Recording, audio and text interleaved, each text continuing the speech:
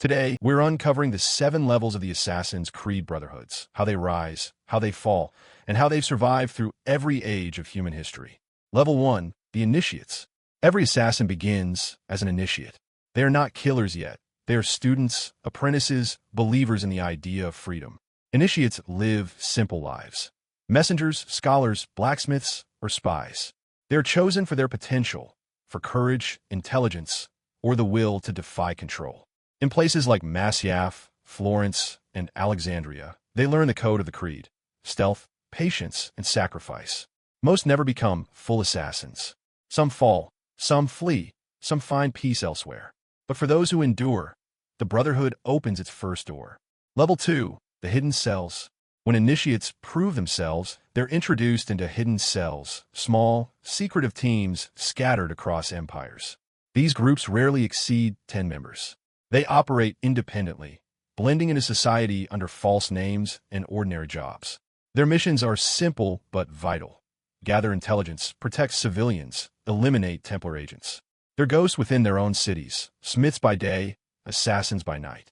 Arnaud's Brotherhood in Paris was one such cell, broken, divided, and operating under constant threat. Yet these small groups hold the Brotherhood together when empires fall. To the Templars, they are whispers. To the people, they are legends.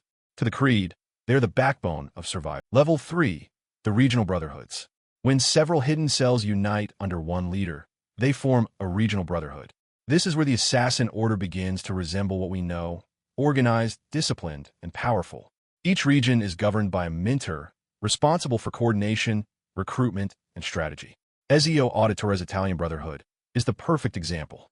After the fall of Masyaf, he rebuilt the order from nothing, training new assassins, reclaiming strongholds, and spreading the creed across Italy. In these brotherhoods, the network becomes self-sufficient. Artisans forge hidden blades, couriers spread encrypted messages, scholars preserve lost knowledge.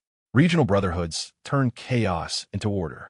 And for centuries, they kept the balance, hidden behind cities, faiths, and revolutions.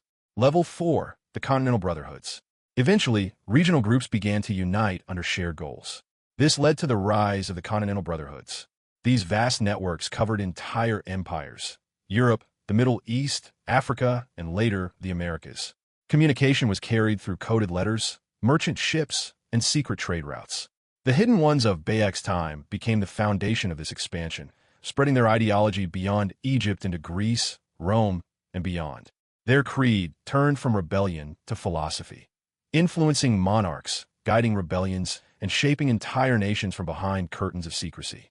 By the time of the American Revolution, the Brotherhood had already rooted itself deeply in both sides. Connor Kenway's actions weren't random. They were part of a larger, global strategy to maintain equilibrium between power and freedom. But as influence grew, so did pride, and corruption crept in through the cracks. Level 5, the Inner Circle. Hidden above the known structure is the Inner Circle. These are the mentors of mentors, leaders who oversee the entire global network. They decide which nations to influence, which wars to spark, and which truths must remain hidden. Achilles Davenport once stood among them before tragedy shattered the colonial brotherhood. The Inner Circle operates like a silent council, existing in secrecy even from other assassins.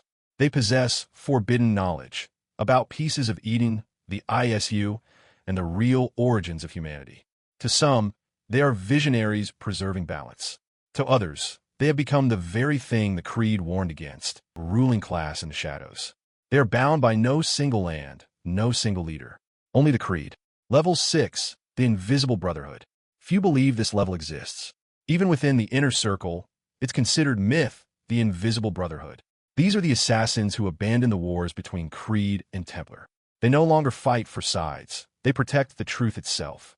Hidden deep within forgotten temples, tombs, and vaults, they safeguard artifacts and ancient records of the ISU, the first civilization. They monitor history's balance from afar, ensuring neither side ever gains full control. Some say they are immortal, preserved by ancient technology.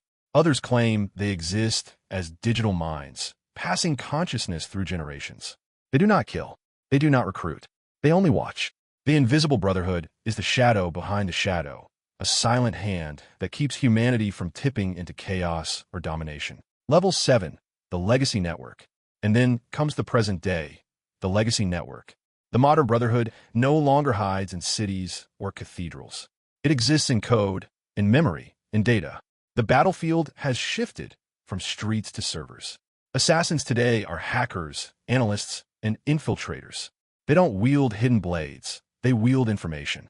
Layla Hassan, William Miles, and modern assassins continue the ancient fight against Abstergo, the modern face of the Templar Order.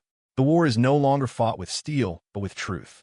The creed has evolved, no longer a whisper in dark alleys, but a signal pulsing through the digital age.